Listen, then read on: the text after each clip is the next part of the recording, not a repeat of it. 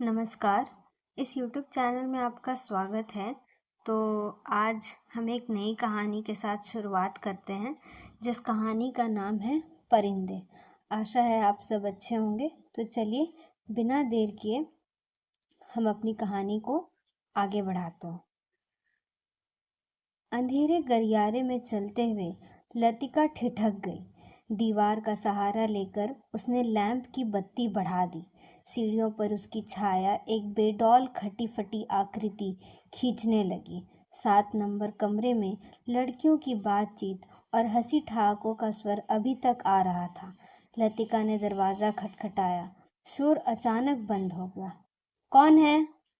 लतिका चुप खड़ी रही। कमरे में कुछ देर तक घुसर पुसर होती रही।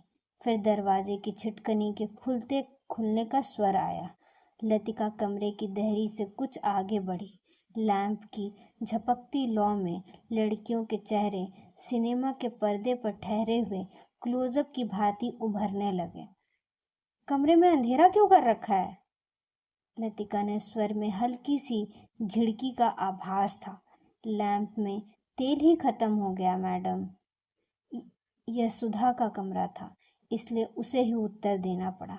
हॉस्टल में शायद वह सबसे अधिक लोकप्रिय थी, क्योंकि सदा छुट्टी के समय या रात को डिनर के बाद आसपास के कमरों में रहने वाली लड़कियों का जमघट उसी के कमरे में लग जाता था। देर तक गपशप हंसी मजाक चलता रहता। तेल के लिए करीमुद्दीन से क्यों नहीं कहा? कितनी बार कहा मैडम, लेकिन उसे याद रहे तब तो।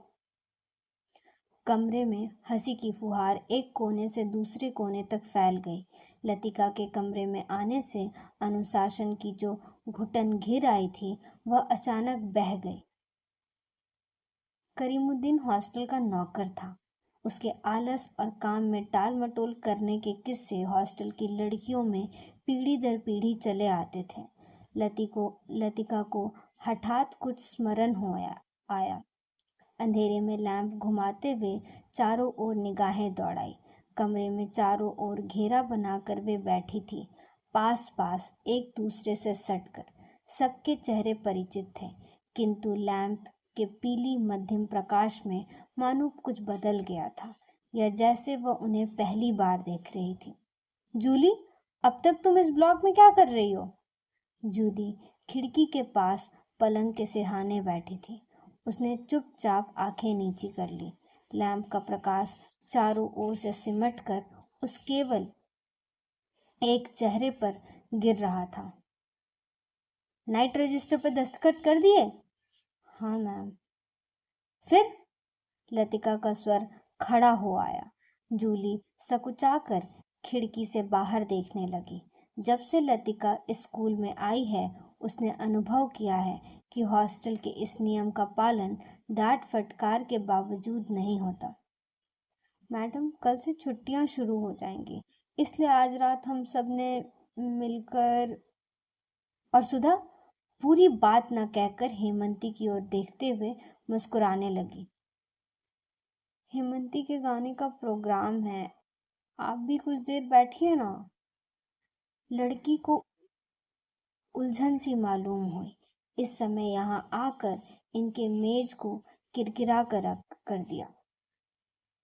इस छोटे से हिल स्टेशन पर रहते उसे खासा अरसा हो गया, लेकिन कब समय पतझड़ और गर्मियों का घेरा पार कर सर्दी की छुट्टियों की गोद में सिमट जाता है, उसे कभी याद नहीं रहता। चोरों की तरह चुपचाप वह देहरी से बाहर को गई। उसके चेहरे का तनाव ढीला पड़ गया। वह मुस्कुराने लगी। मेरे संग स्नोफॉल देखने कोई नहीं ठहरेगा। मैडम, छुट्टियों में आप क्या घर नहीं जा रही? सब लड़कियों की आंखें उस पर जम गई। अभी कुछ पक्का नहीं है।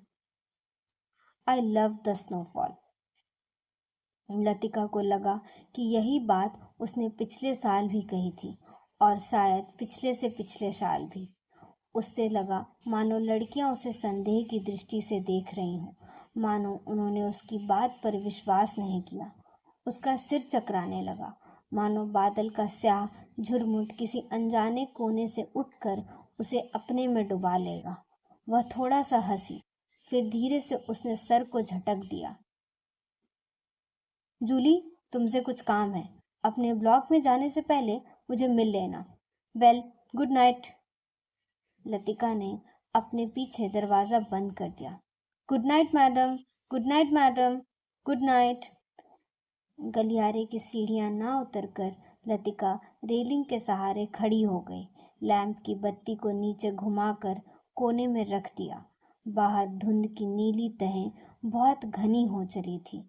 लॉन पर लगे हुए चीड़ के पत्तों की सरसराहट हवा के झोंकों के संग कभी तेज कभी धीमी होकर भीतर बह जाती थी। हवा में सर्दी का हल्का सा आभास पाकर लतिका के दिमाग में कल से शुरू होने वाली छुट्टियों का ध्यान भटक आया। उसने आंखें मूंद ली। उसे लगा कि जैसे उसकी टांगें बांस की लकड़ियों की तरह उसके शरीर से बंधी हैं, जिसकी गांठें धीरे धीरे खुलती जा रही हैं। सिर की चकराहट अभी मिटी नहीं थी, मगर अब जैसे वह भीतर ना होकर बाहर फैली हुई धुंध का हिस्सा बन गई थी। सीढ़ियों पर बातचीत का स्वर सुनकर लतिका जैसे सोते से जगी। शॉल को कंधों पर समेटा और लैंप उठा लिया। डॉक्टर मुखर्जी, मिस्टर हुबर्ट के संग एक अंग्रेजी धुन गुनगुनाते हुए ऊपर आ रहे थे। सीढ़ियों पर अंधेरा था और हुबर्ट को बार बार अपनी छड़ी से रास्ता टटोलना पड़ता था। लतिका ने 2-4 सीढ़ियां उतरकर लैंप को नीचे झुका दिया। Good evening doctor. Good evening mister Hubert. Thank you miss Latika. Hubert के स्वर में कृतज्ञता का भाव था। सीढ़ियां चढ़ने से उनकी सांसें तेज हो रही थी और वह दीवार से लगे हुए हाफ रहे थे। लैंप की रोशनी में उनके चेहरे का पीलापन कुछ तांबे के रंग जैसा हो गया था। यहाँ अकेली क्या कर रही हो मिस लतिका? डॉक्टर के ने होठों के भीतर से सीटी बजाई। चेकिंग करके लौट रही थी। आज इस वक्त ऊपर कैसे आना हुआ मिस्टर हुबर्ट? हुबर्ट ने मुस्कुराकर अपनी छड़ी डॉक्टर के कंधों से झुला दी। इनसे पूछो, यही मुझे जबरदस्ती यहाँ घसीट लाए हैं। मिस लतिका, हम आपको निमंत्रण देने आ रहे थे। आज रात मेरे कमरे में एक छोटा सा कॉन्सर्ट होगा, जिसमें मिस्टर हुबर्ट सोपा और चाइवोस्की के कंपोजिशन बजाएंगे और फिर क्रीम कॉफ़ी पी जाएगी। और उसके बाद अगर समय रहा तो पिछले साल हमने जो गुनाह किए हैं उन्हें हम सब मिलकर कन्फेस करेंगे। डॉक्टर मुखर्जी के चेहरे पर भारी मुस्कान खेल गई। डॉक्टर, मुझे माफ़ करें, मेरी तबीयत कुछ ठीक नहीं है। चलिए, यह ठीक रहा।